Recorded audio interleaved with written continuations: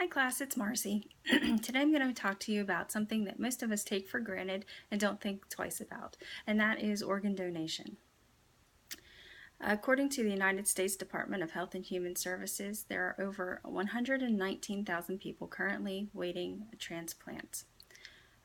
22 people die every day waiting for that transplant and that never get the phone call. In 2016, so far, there have been 22,000 organ transplants.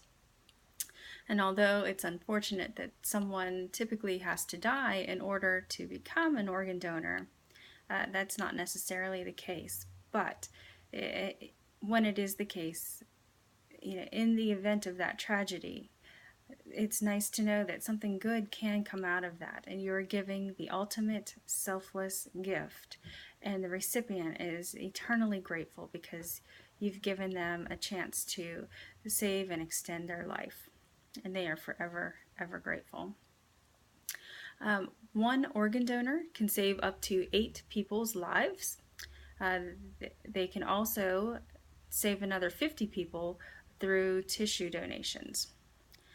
We don't think about that too much probably, but that's a possibility too. Our corneas, skin, heart valves, those can all be donated.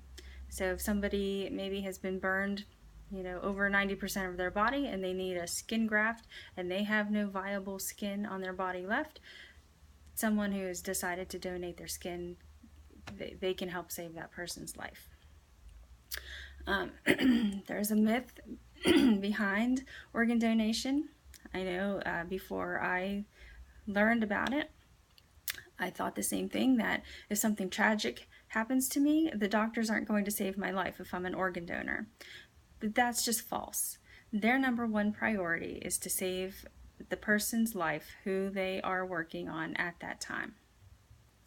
And it is not until every test, every procedure possible they have tried and failed, is it determined that maybe this person would be eligible for organ donation.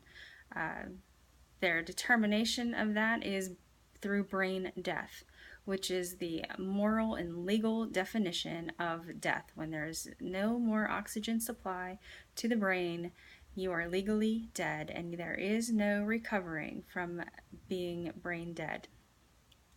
That is when the doctors and hospital personnel will come to the family, if it's not already been designated, and talk to you about organ donation. While most people unfortunately do have to die, there are such things as living donors. People can donate their kidneys. We only need one kidney to live. So if you know somebody that is needing a kidney transplant to save their life, you can do that as long as you're a perfect match. I got involved several years back, became aware of organ donation. I worked for a hospital and I was in charge of organizing a community event to bring awareness to organ donation. So I worked with our CORE representative, which is the Center for Organ Recovery and Education, and that's when I learned a great deal about organ donation. So there is also a thing called direct donation. If you or a loved one's death is imminent, and you know this, and you know somebody that is on the transplant list and you would like to give your organs to, you can specify that you want your organs to go to that person. As long as there is a perfect match to that person, that is where your organs would go. However, if they are not a perfect match, they will go to someone else who is in need. There are many protocols that have to go on before it can be determined if an organ is a match. There's age, there's height and weight. A 300-pound person is not going to be able to give their heart to a 2-year-old baby. There are guidelines that are in place. However, when I was organizing this event with CORE, they asked me if I knew anybody who was an organ recipient or on a transplant list, and It just turned out that a year prior to that, I had met a young girl. Her name was Morgan. Maybe 80 pounds soaking wet. She was born with cystic fibrosis, and she was in need at that time of a double lung and liver transplant. And she, just months before we had this awareness event, she had actually undergone her double lung and liver transplant. And I had called her mother. I knew her mother. I had met them, like I said, a year prior. I called her up and asked her if she would like to talk to the community about their experience. And she was absolutely grateful for the opportunity to do that. She is out there trying to bring awareness for organ donation to the public. While I was talking to her, she said to me, "Would you mind inviting this other couple that lives in a town next to us? They just had a 2-year-old little girl who underwent a heart transplant." And I said, "Oh my gosh, yes, please bring, I will reach out to them and see if they would like to be involved." And the CEO of the hospital had come to me also and asked if she could bring her husband, who had just undergone a kidney transplant by a living donor.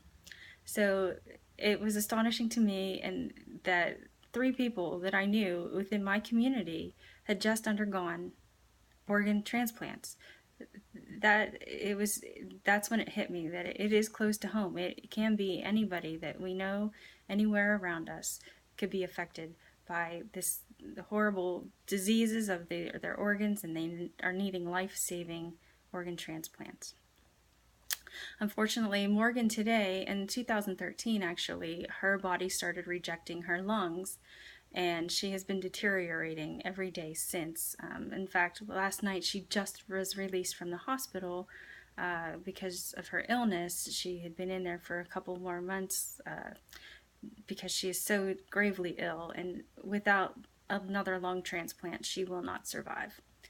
So her family is trying to get out the word and even looking for direct donations. You can, as I said, donate tissues. You can donate your eyes. You can donate your skin. You can donate ligaments. Those are all life-saving transplants as well. Between 10,000 and 12,000 people die annually that are medically suitable for organ donating, yet they never were registered. They never communicated those wishes to anybody. So those organs are not being used for anything, which is unfortunate. That's a lot of lives that those people could save. So to become a donor, it's pretty painless and quick. You can register through your state's DMV and have it designated on your driver's license, or if you don't want to take the time to do that, you can just talk to your family and tell them your wishes, that you would like to donate your organs. You can specify which organs you want to donate or which ones you don't want to donate, and they can go from there, but you can let them know that that's your wish. So again, every day, hundreds of thousands of people are sitting, waiting for that phone call that can save their life. And what a selfless gift to the person donating. They can leave their legacy behind, and the families that receive the organs will be forever grateful. And hopefully, to the family who lost the loved one, it can bring a little peace to them in knowing that their family member's legacy is living on, and they've given an incredible, miraculous gift. Thank you for listening.